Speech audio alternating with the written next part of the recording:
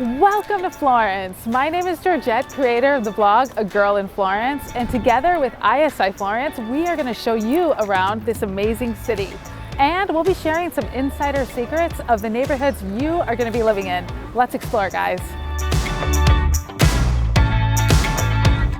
ISI Florence is based in the historic center, where we have 40 apartments which are all close walking distance to your classrooms and divided among some of the best neighborhoods this city has to offer, each with its own identity and places to explore. We're going to take a look around and see some of the incredible things that make up this dynamic city. We start at Palazzo Bhargavi, one of ISI's main buildings where your classes are held. It's right next to the popular Santa Croce area, which is filled with fun cafes, restaurants, and clubs. And from here, you can see the first neighborhood that we will have a look around directly across from ISI Florence. This area south of the river is known as the Othar Know, one of Europe's coolest neighborhoods.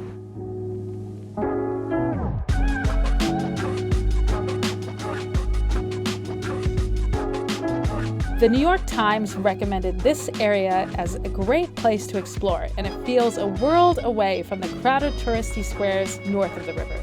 This area is known for its small boutiques and artisanal studios. There is still a really authentic vibe that permeates here. You'll even find the studio of street artist Clet. Look out for his art on street signs around the city. Along the river in the Othar Know is Santo Spirito. A lot of our apartments are in this area. The facade of Santo Spirito was designed by Brunelleschi, responsible also for the Duomo's cupola. Historically, this neighborhood has been known for its artisan culture, home to small workshops where Florentine craftsmanship can still be seen. I love this area for its charming atmosphere, many opportunities to people watch and enjoy a nice Italian coffee. Plus, a lot of the cafes are open all day, which makes it perfect to finish your assignments. Headey Palace, located nearby, was once the not-so-modest home of the most powerful family in Florence, the Medicis. Now, there are several museums under its roof, and behind it, the Grand Boboli Gardens.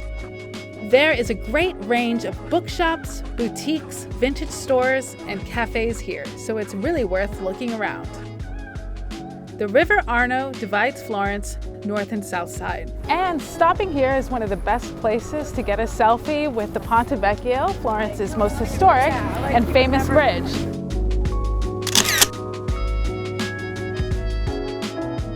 Crossing the river, we go north.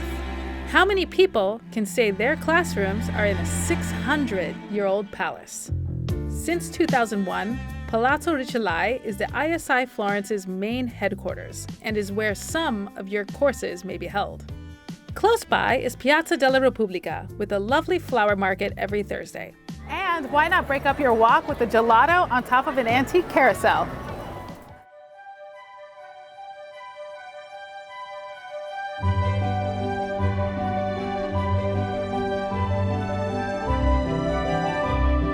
In the heart of Florence is its world-famous cathedral or Duomo. Located in Florence's historical center is Piazza Santissima Annunziata. A lot of our apartments are in this area. Here we are in Piazza Santissima Annunziata, home to something really curious, a window that never closes. Why? Well, legend has it that this was once the home of a couple from the 1500s, tragically separated by war, with the widow forever waiting for her husband. This square is also home to the first orphanage in Europe. You can still see the window where parents were able to anonymously leave their newborn babies. In the center of the piazza, we have this statue. On it are some bronze bees. It is said that it is impossible to count the number of bees just using your eyes. Why don't you try it? Close by is one of the world's most famous works of art, Michelangelo's Statue of David. Not only is the city filled with cultural treasures, but it's filled with practical ones too. Use your ISI Florence student card to receive discounts at hair salons and barbers, places to eat, gyms, and other convenience stores, and all listed on your ISI Florence app. On the way to our next neighborhood is the Central Hospital Santa Maria Nuova, that has been caring for visitors and residents for over 700 years. Buongiorno, Luca. When in Italy, what better way to practice a language than shopping? Cosa c'è di là buono? Io ti posso consigliare a scegliere il pezzo migliore e più adatto ai tuoi gusti. Grazie, Luca. Sant'Ambrogio is a buzz of energy. Its market sells local produce, and most things on sale here have been grown in Italy, so you know it's fresh. If you are unable to make it to one of Florence's many open-air markets, each neighborhood has mini markets that are open much later so that you can shop even after class.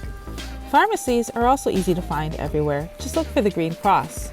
Here, you can fill prescriptions as well as find over-the-counter medicines and beauty products.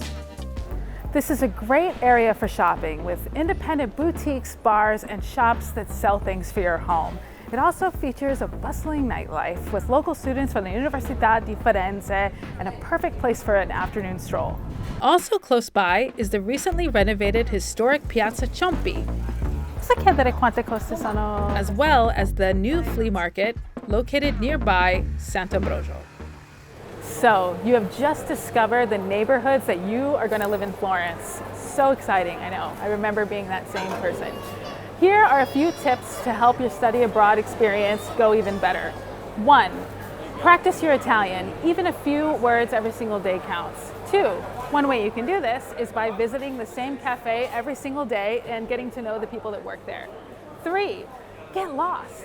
Vary from the big streets in Florence and go down those tiny alleyways that are super charming. And number 4 is vary from the group. I know it's tempting to stay with your friends, but honestly, you can discover the best parts of the city on your own sometimes. And finally, get into the local lifestyle with a real Italian aperitivo. And if you have any other questions about Florence or what to do here and what to experience, ask the student service offices or check out my blog. Meantime, salute!